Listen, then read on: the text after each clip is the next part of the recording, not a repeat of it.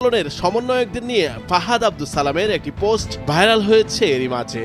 নিজের ব্যক্তিগত official Facebook অ্যাকাউন্টে তিনি লিখেন, বাংলাদেশের সফল মানুষদের 90% এই ভুলটা করেন, যা আপনার কাজ না এবং যা আপনি জানেনও না কিভাবে করতে হয়, সেই কাজটা যত সহজই মনে হোক করতে যেন না। একান্ত যদি করণীয় মনে করেন, শেখার জন্য যথেষ্ট সময় নেবেন। এই জায়গায় গেলে আপনার সব দুর্বলতা একসাথে প্রকাশ পাবে।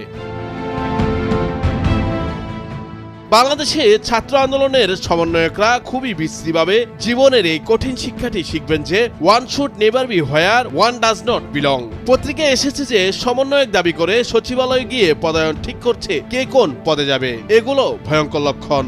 আপনারা বিপ্লব করেন নাই, কিন্তু বিপ্লবীদের আচারকে অ্যাপ্রোপ্রিয়েশন করেছেন, যেটা আপনারা বুঝতে পারছেন না যে কালকে এই প্রশাসনের প্রতিটি ব্যর্থতা আপনাদের উপর পড়বে। জীবনে আপনারা কোনো লার্জ অর্গানাইজেশনে চাকরি করেন নাই। লার্জ অর্গানাইজেশনের একটা আলাদা